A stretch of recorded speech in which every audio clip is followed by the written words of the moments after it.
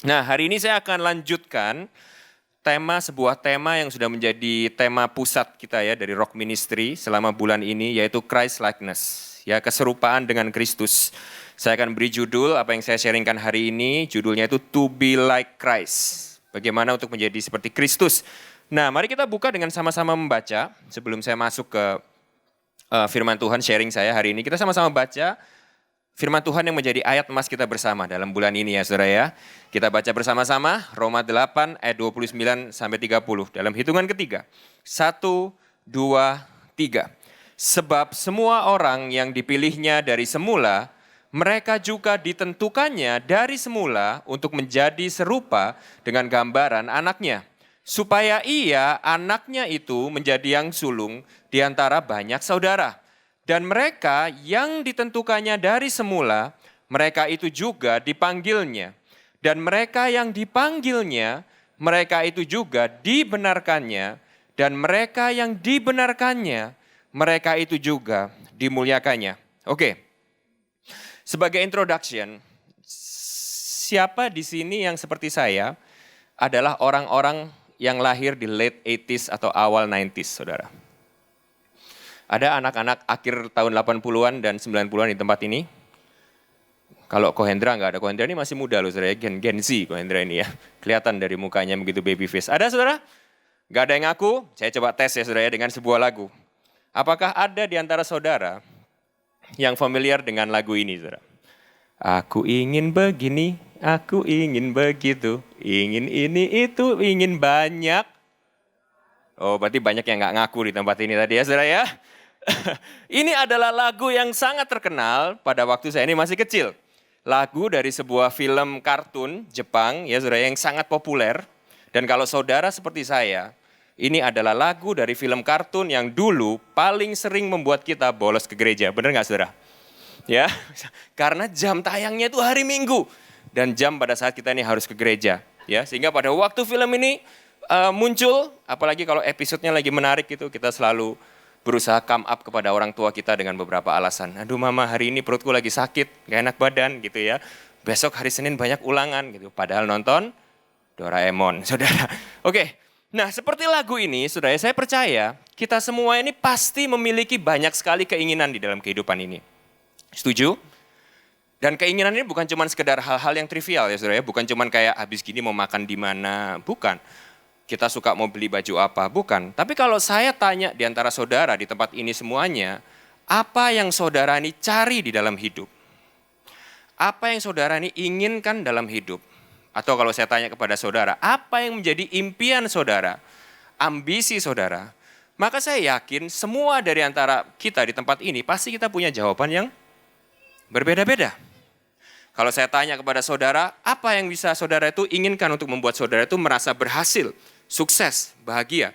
Kita pasti di tempat ini tuh semua mempunyai jawaban yang berbeda-beda, yang tidak sama. Nah tapi saudara harus tahu bahwa semua jawaban berbeda itu, begitu saudara menyatakan diri saudara sebagai pengikut Kristus, orang Kristen, anak Allah, maka semua jawaban yang berbeda tadi, itu adalah hanya cara-cara yang berbeda untuk mencapai satu tujuan yang sama, yaitu menjadi serupa dengan Kristus. Dalam hal ini, kita nggak boleh punya jawaban yang berbeda. Bahwa at the end of the day, berapa ratus orang pun yang hadir di tempat ini dan mengaku kita adalah anak Allah, pengikut Kristus, orang Kristus yang sejati, maka kita semua di tempat ini itu punya tujuan yang sama, yaitu to be like Christ. Gak ada yang lain. Bukan sukses, bukan kaya seperti ini, bukan sukses seperti ini, terkenal seperti si A, hebat seperti si B, keren seperti si C, bukan saudara. Tujuan saudara dan saya adalah satu di dalam hidup ini, yaitu menjadi serupa seperti Kristus. Nah yang menarik di sini, ini yang akan jadi poin pembicaraan saya hari ini. Kalau saudara itu perhatikan ayat yang baru kita baca tadi, Paulus di sini memberitahukan kepada kita bahwa menjadi serupa seperti Kristus itu bukan hanya sekedar sebuah kewajiban, bukan hanya sekedar sebuah obligasi, tapi kalau saudara jeli, Dan saudara suka bahasa Inggris ya saudara ya. Dan kalau saudara baca versi bahasa Inggrisnya, maka ayat yang baru kita baca ini, itu ditulis dalam bentuk present perfect tense. Oke? Yang artinya adalah gini, sesuatu itu menyebabkan cause and effect, ya, sehingga menghasilkan sesuatu yang membuat sesuatu itu menjadi benar hari ini. Oke?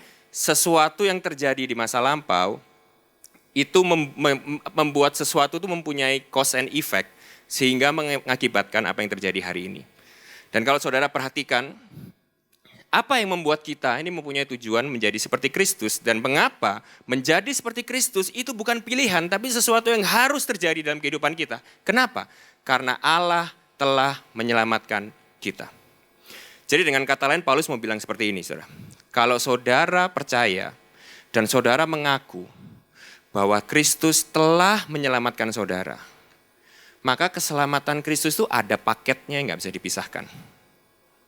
Yaitu bahwa kalau Yesus Kristus menyelamatkan kamu, maka Yesus Kristus itu pasti akan menguduskan kamu, membenarkan kamu, menjadikan kamu serupa seperti Kristus, sehingga akhirnya Dia akan menyempurnakan kamu, memuliakan kamu. Dan ini adalah sebuah hasil yang tidak bisa dihindari pada waktu Kristus memanggil saudara, memilih saudara, menyelamatkan saudara. Nah, jadi saudara harus tahu, pendidikan teologi sedikit ya sebelum saya masuk ke firman kita hari ini. Kalau saudara harus tahu bahwa konsep keselamatan di dalam kekristenan itu ada paketnya saudara. Paketnya itu ada 3 hal, ya, yaitu justification, sanctification, and glorification.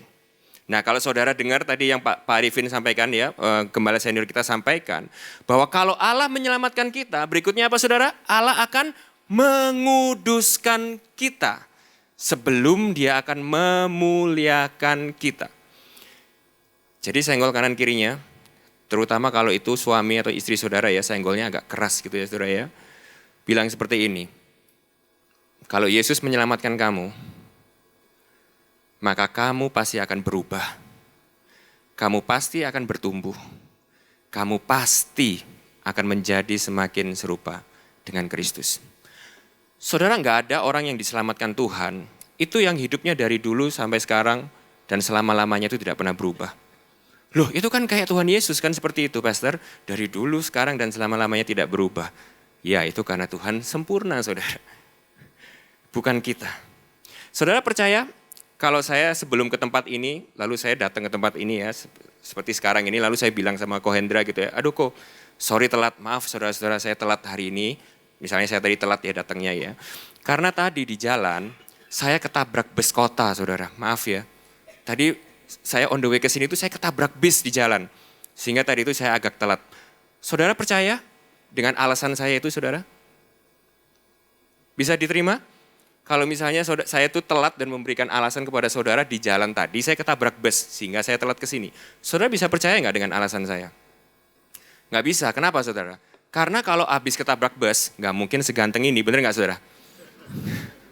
Maksudnya bukan saya ini ganteng-ganteng amat, tapi kan kalau saya ini beneran ketabrak bus, nggak mungkin tampangnya ini masih seperti ini. Bener ya saudara ya? Sama saudara.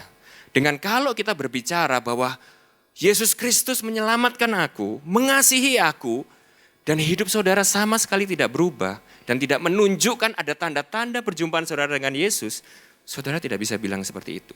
Saudara bisa mengerti ya, bahwa adalah bukti daripada keselamatan kita, hasil daripada keselamatan kita, untuk kita ini bertumbuh, terus disempurnakan, dikuduskan, semakin serupa dengan Kristus.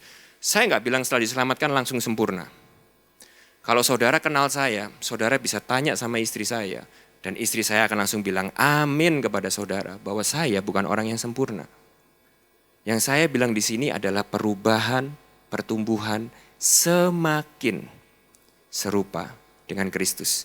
Dan itu adalah proses sanctification, pengudusan. Nah, saya mulai dengan sebuah kata ini yang menjadi tema utama apa yang akan saya sharingkan hari ini, yaitu bahwa tidak ada jalan lain menuju keserupaan kepada Kristus selain melewati proses yang bernama sanctification.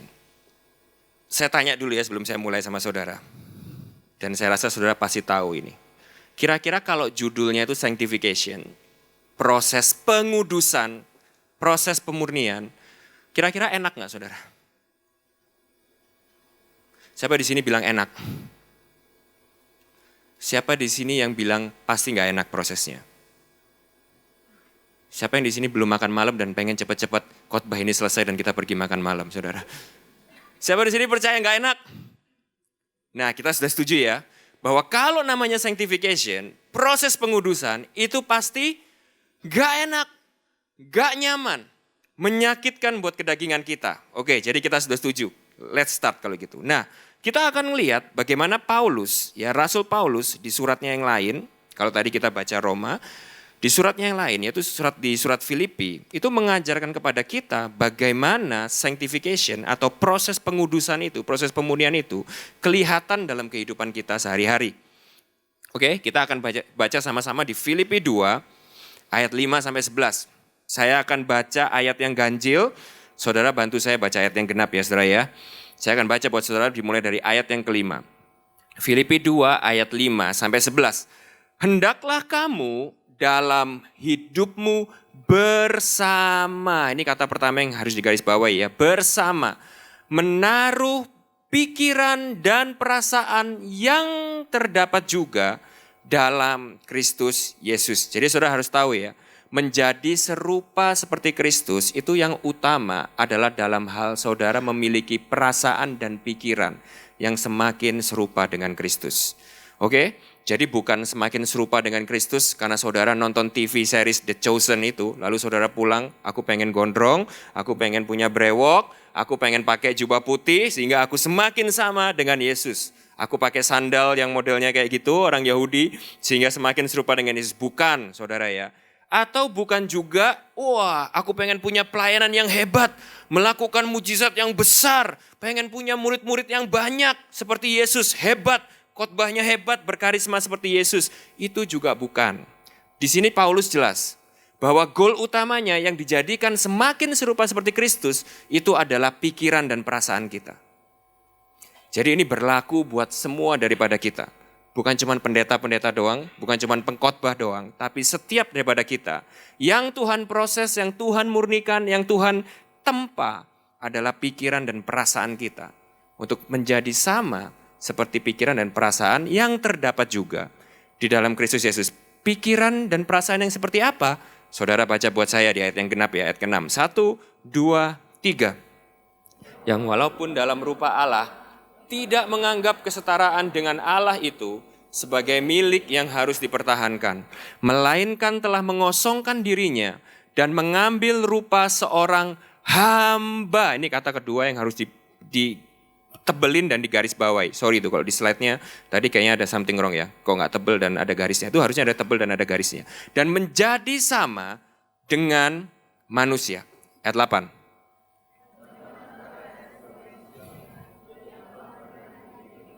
Dan bahkan sampai mati di kayu salib. Kata ketiga yang harus saudara garis bawahi, mati. Tebelin garis bawahi. Oke, jadi bersama hamba mati. Itulah sebabnya Allah sangat meninggikan dia dan mengaruniakan kepadanya nama di atas segala nama. Ayat 10. Segala yang ada di langit dan yang ada di atas bumi dan yang ada di bawah bumi. Dan segala lidah mengaku Yesus Kristus adalah Tuhan bagi kemuliaan Bapa. Nah hari ini kita akan melihat 3 hal saudara ya. Yang saya sebut sebagai 3 jalan Kristus. Oke? Yang pertama adalah hidup bersama. Yang kedua adalah pelayanan. Karena Kristus yang kita sembah adalah Kristus yang memiliki hati hamba. Jadi kalau di tempat ini kita nggak mau jadi hamba, kita nggak bisa jadi sama seperti Kristus. Yang ketiga adalah penderitaan.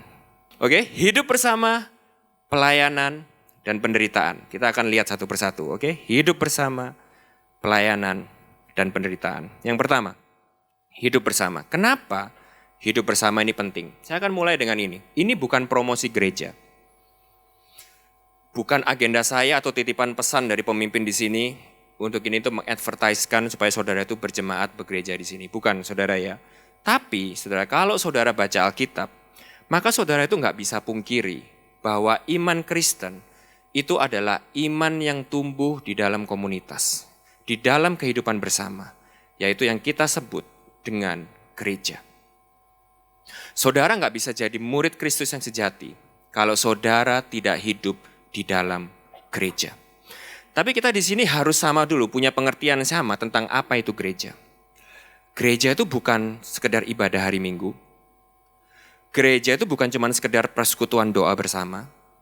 Gereja itu bukan cuma sekedar bikin event bersama. Bahkan gereja itu bukan cuma sekedar belajar Alkitab bersama. Bukan, saudara. Inti daripada gereja itu adalah hidup bersama. Kemarin saya retret, saudara ya. Kemarin tuh saya habis retret, tadi saya cerita sama Kohendra. Kemarin saya baru aja pulang nih dari retret tahunan pekerja kami di Rock Riverside. Ini jadi agak capek sebenarnya, saudara ya. Nah, di retret itu, saudara, ada yang modelnya itu di tempat retretnya ya. Ada yang modelnya itu kamar dan ada yang modelnya itu bangsal, saudara ya. Jadi yang kamar itu enak, saudara. Ada twin bednya, ada sofanya. Jadi kalau tidur di kamar itu, wah, VIP gitu ya, saudara ya. Nah, yang di bangsal itu seperti kalau saudara suka nonton film-film tentara militer gitu ya, saudara ya. Kalau satu jadi zombie, semua jadi zombie, saudara ya. Itu jajar-jajar bang bed gitu, oke? Nah, karena yang ikut retret ini banyak, maka yang kamar-kamar ini dikhususkan untuk sebagai yang tua-tua dan yang punya anak-anak kecil, saudara ya. Dan sayangnya jumlah kamar itu sangat terbatas. Sehingga orang-orang yang masih muda dan masih ya single, tadi saya hampir bilang seperti saya udah nggak single, saudara ya. Tapi masih muda gitu ya, single. Istri saya dan anak-anak saya itu tidur di kamar. Saya beserta pekerja-pekerja yang lain itu tidur di bangsal, saudara. Oke, nah kita di retret itu 3 hari 2 malam. Oke, saudara bayangin, puluhan orang tidur di bangsal yang sama, khususnya cowok. Itu kira-kira bisa tidur nggak, saudara? Ada yang ngoroknya do, ada yang ngoroknya re. Ada yang ngoroknya itu genrenya jazz, ada yang ngoroknya genrenya metal, saudara ya. Ada yang nggak tahu kenapa tiba-tiba jam 3 pagi tiba-tiba handphonenya bunyi Shopee. Saya nggak tahu itu kenapa, saudara ya. Ada yang tiba-tiba jam 4 pagi itu alarmnya berbunyi, tapi orangnya yang alarmnya bunyi nggak bangun, kita semua yang bangun, saudara ya. Dan selama 2 hari harus mengalami seperti itu, saudara. Tiba-tiba ada yang ke toilet itu pintunya lupa ditutup, jadi suara airnya itu seperti suara air terjun pas malam, udah di Bedugul, saudara ya, sepi, itu kencing kedengarannya seperti Niagara Falls, saudara ya, brrrr, gitu. Saya adalah tipe orang yang begitu bangun kalau malam tidur kebangun tuh nggak bisa tidur lagi, saudara. Jadi saudara bisa bayangin jadi saya, saudara ya, 2 malam tanpa tidur dan penuh banyak gangguan. Di hari terakhir, saudara ya, pada waktu saya akhirnya menyampaikan pesan penutup, saya guyon gini sama teman-teman di gereja. Untung retret ini cuma 2 hari. Sehingga setelah 2 hari ini kita pulang, kita bisa semakin satu hati dan semakin solid. Tapi kalau retret ini seminggu, saya bilang sama mereka, kita pulang, gereja ini pecah. Gitu ya, saudara. Nah, ini guyon, saudara ya. Tapi saudara, supaya saudara itu nangkep, kenapa gereja itu harus hidup bersama? Karena hidup bersamalah itu yang baru akan memproses kita. Saudara ke gereja bersama setiap hari Minggu, ibadah bersama, event bersama setiap hari Minggu. Waduh, ngerjain sosial bersama setiap hari Minggu, ngerjain persekutuan bersama setiap hari Minggu. Itu sama sekali nggak memproses saudara. Malah bisa sering terjadi ya, saudara, ngasih makan berhala-berhala saudara. Karena yang kelihatan cuma yang hebat-hebat doang. Yang enak-enaknya doang, yang nyaman-nyamannya doang. Hanya di dalam hidup bersama, barulah hidup saudara itu bisa terbuka. Hidup saudara itu bisa menjadi saling dan hidup saudara itu baru teruji. Maksudnya hidup yang terbuka itu seperti apa? Gini, saudara, aslinya saudara seperti apa itu tidak akan mungkin bisa ketahuan kalau cuma ketemu hari Minggu. Jujur. Saudara ketemu saya dan melihat saya hanya khotbah di hari Minggu seperti ini, saudara akan kagum sama saya mungkin. Begitu saudara kumpul sama saya, baru saudara akan mikir, next time saudara akan dengerin khotbah saya lagi apa enggak. Hanya di dalam hidup bersama, siapa saudara sebenarnya, itu baru kelihatan. Dan pada waktu saudara bilang di gereja nyanyi, kau sahabatku gitu ya. Saya baru bilang, kamu baru boleh nyanyi itu kalau kamu sudah hidup bersama-sama orang itu selama lebih daripada setahun. Setelah engkau tahu segala kekurangannya, setelah engkau tahu segala kelemahannya, masih bisa bilangkah engkau mengasihi dia sebagai saudaramu, sahabatmu? Nah, tapi kalau saudara lihat di Alkitab, memang itulah panggilannya, saudara. Saudara tahu kenapa Paulus itu menulis banyak sekali surat ke gereja? Karena Paulus setiap kali menulis surat gereja, Paulus selalu mengingatkan kepada kita bahwa di dalam komunitas itu justru kita ini saling menanggung kelemahan satu sama lain. Saling mengaku dosa satu sama lain. Saling mendoakan. Hendaklah yang kuat memikul yang lemah. Itu tidak terjadi di ibadah hari Minggu. Itu tidak terjadi kalau saudara hanya ketemu orang itu sebulan sekali atau seminggu sekali. Hidup bersama.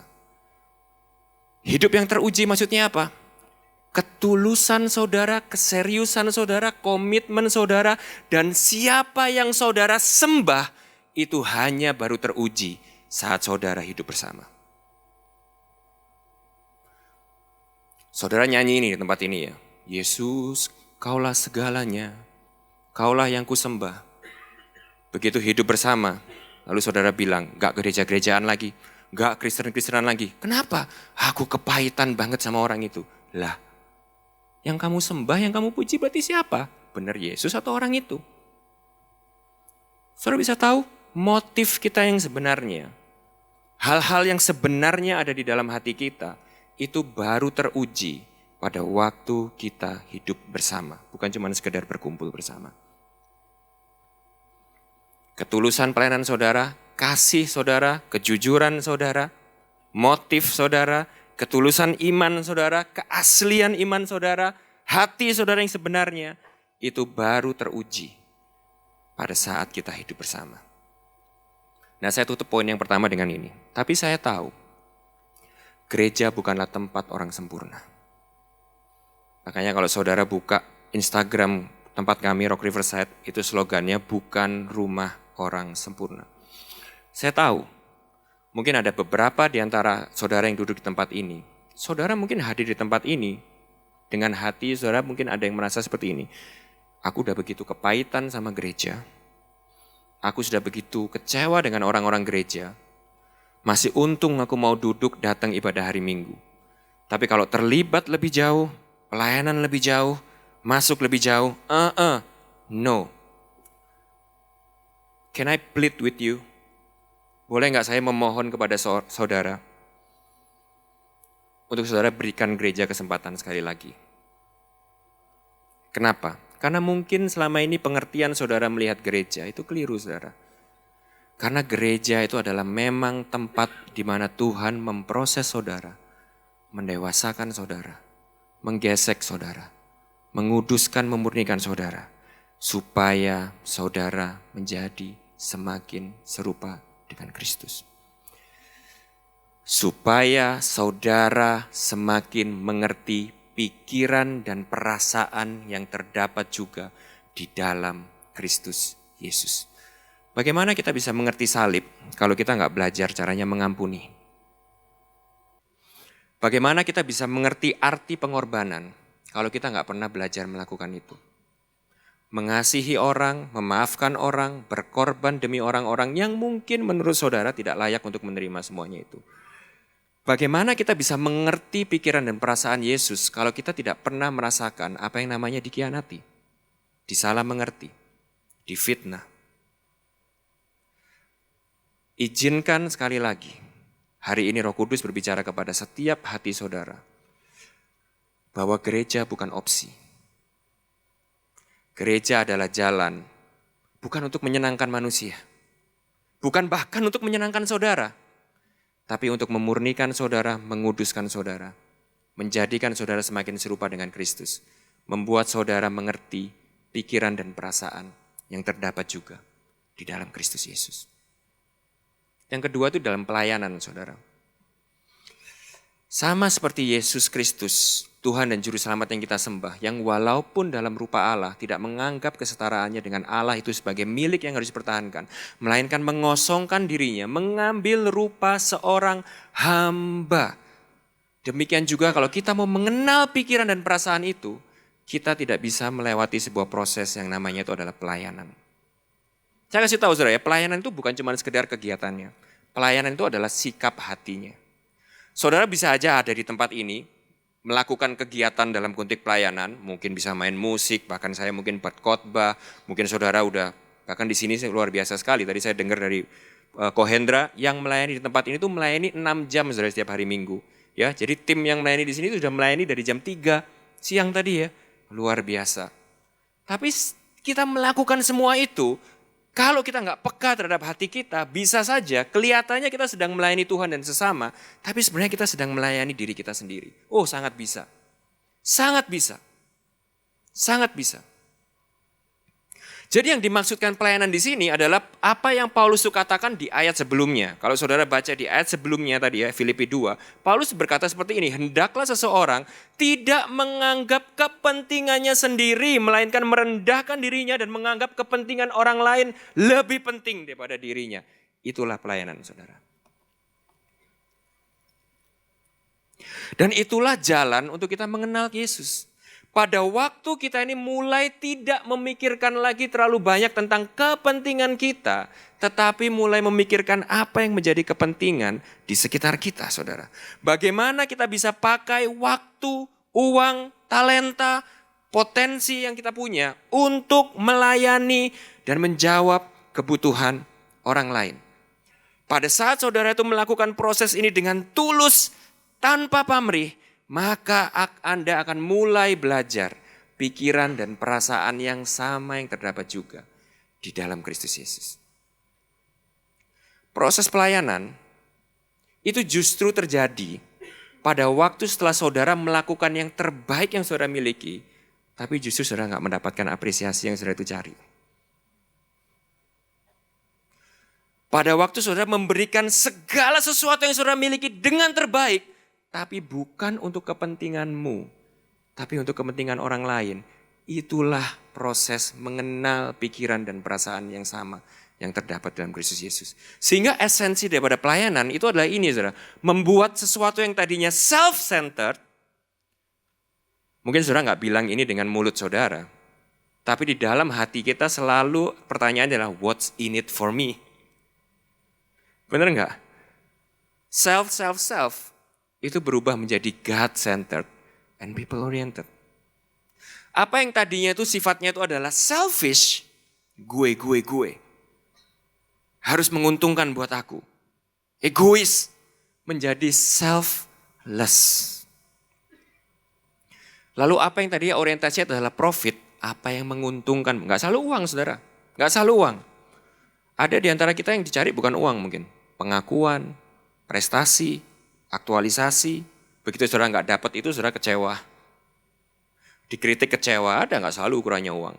Tapi yang tadinya itu keuntungan apa buat aku, menjadi produktif apa yang bisa aku lakukan untuk bisa memberi dampak dan menjawab kebutuhan di sekitarku. Ini adalah proses kedua yang harus kita lewati.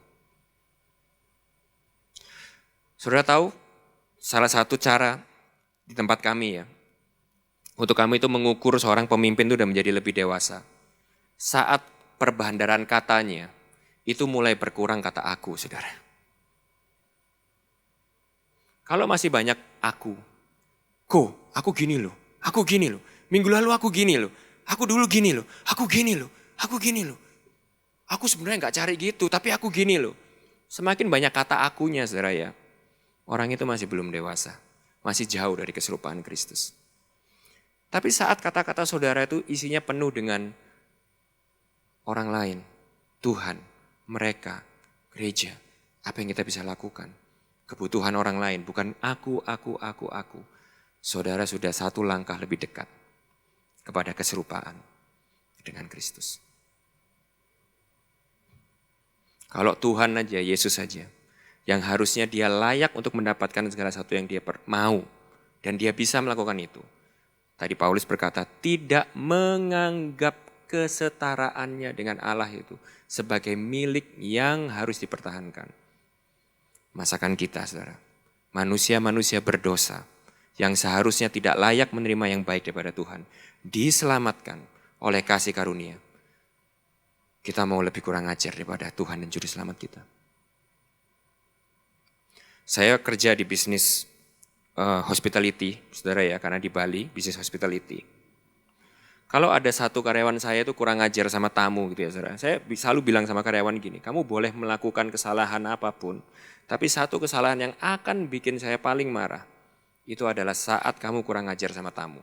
Kecuali kamu pernah lihat saya kurang ajar sama tamu.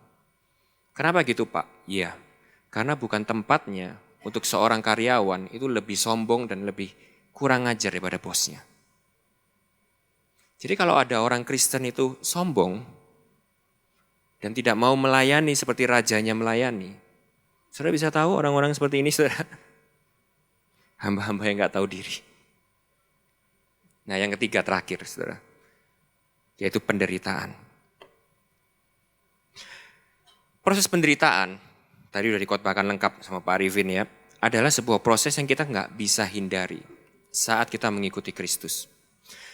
Kita akan mengalami penderitaan, itu ada dua kemungkinannya saudara ya, kita menderita karena kebenaran, beda ya saudara ya, menderita kebenaran atau karena kebodohan kita itu beda, ya. Karena kebenaran, jadi contohnya gini, orang lain yang curang untungnya lebih banyak daripada saudara, jadi saudara menderita karena melakukan yang benar. Saudara justru menderita kebenaran karena saudara jujur, itu malah saudara tidak disukai, dibenci, ditolak. Itu menderita karena kebenaran. Oke, seperti saya gini, pengkhotbah. Wah, sangat enak sebenarnya kalau khotbah itu yang lucu, yang nyaman, yang wah semua jemaat itu wah terbawa-bawa, hebat nih pendetanya, bagus, lucu. Enak saudara ya. Tapi kadang harus di push untuk memberitakan sesuatu yang nggak nyaman, nggak enak. Ada kemungkinan orang nggak suka. Benci, itu harus dilakukan, menderita karena kebenaran. Atau menderita karena pembenaran kita. Karena kita nggak bisa ingkari saudara ya, bahwa seringkali banyak dari antara kita menderita karena kesalahan, karena dosa, karena ada sesuatu yang nggak benar dalam kehidupan kita. Sehingga Tuhan izinkan untuk kita itu mengalami ketidaknyamanan, penderitaan sebagai seorang bapa yang sedang menghajar anaknya untuk menyelamatkan anaknya. Jadi proses penderitaan itu adalah proses yang kita tidak bisa hindari saat kita mengikuti Kristus. Ini kita lihat yang pertama, suffer in obedience. Saudara tahu kalau saudara baca Alkitab dan saudara berusaha dengan sekuat saudara untuk benar-benar taat kepada yang Yesus perintahkan, itu kehidupan saudara akan menderita. Saudara tahu itu? Sadar itu? Karena panggilan untuk mengikuti Yesus itu adalah panggilan untuk memikul salib dan menyangkal diri saudara. Jadi kalau kekristenan saudara selama ini bukan penyangkalan diri, tapi pemenuhan diri, itu kekristenannya keliru saudara. Keliru besar. Yesus berkata, besar, lebar jalan menuju kehancuran. Tetapi sempit dan berbatu, jalan yang memimpin menuju kehidupan. Memang kalau saudara mengikuti Yesus, taat kepada Dia, memang kita nggak bisa hindari yang namanya itu penderitaan. Lalu yang kedua itu adalah suffer in self-denial yang saya bilang tadi. Ada di antara saudara yang mungkin pada saat saudara harus bertumbuh dalam kerohanian saudara, meninggalkan kebiasaan-kebiasaan dan kesenangan-senangan saudara yang sudah tidak berkenan bagi Tuhan. Saya nggak mau jadi orang yang kaku dan judgmental gitu ya saudara ya. Ada orang tanya sama saya, ngerokok boleh nggak sih? Gini boleh nggak sih? Gitu boleh sih? Gini nggak boleh nggak sih? Kalau menurut saya cuma jawab seperti ini saudara ya. Whatever it is. Kalau engkau bisa melakukan itu dan kau berkata, this is for the glory of God, then do it. Pak Arifin pernah bercanda sama ini, tapi saya juga pernah melakukan ini. Ada suatu hari anak roket, nah di sini tim roket ya katanya, ada anak roket. Anak ini cukup cerdas, berdebat sama saya saudara. Urusan boleh nggak masturbasi, nggak ada di Alkitab. Oke, debat sama dia nggak ada habisnya. Saya cuma bilang seperti ini, kalau kamu bisa melakukan itu sambil kamu berkata dalam nama Yesus, untuk kemuliaan Tuhan Yesus, silakan lakukan.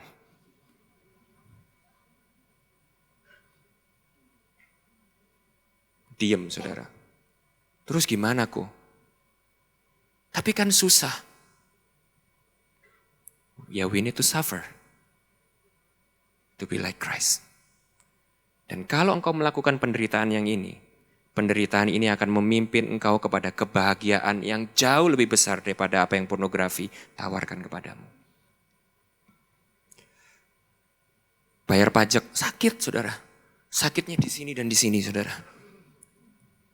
Tapi kalau kau lakukan itu itu adalah penderitaan yang akan memimpin Anda kepada kebahagiaan yang jauh lebih besar. Ada orang yang harus meninggalkan pekerjaannya. Karena pekerjaannya yang lama tidak bisa berjalan dengan panggilannya yang baru di dalam Tuhan Yesus. Apa yang harus dilakukan? Suffer for Christ. Ada yang harus putus pacaran. Karena pacarannya tidak bisa berjalan bersama dengan panggilan barunya di dalam Yesus. Putus. Yesus adalah mempelai laki-laki yang jauh akan membuat engkau lebih bahagia daripada orang itu. We are called to suffer for Christ. Makanya itu yang terakhir, suffer in completing God's calling. Saya tutup dengan quote ini. Kita baca sama-sama ya. 1, 2, 3. The greatest tragedy in the church today is that we seek happiness more than holiness. Tragedi terbesar di dalam gereja hari-hari ini, saudara, adalah kita lebih banyak mencari cara untuk happy daripada untuk holy. Happy bisa bikin senang sementara. Holy akan membuat kita selamanya bersuka cita bersama-sama dengan Tuhan dan Juru Selamat kita. Mari kita sama-sama siapkan hati dan pikiran kita untuk menerima perjamuan kudus.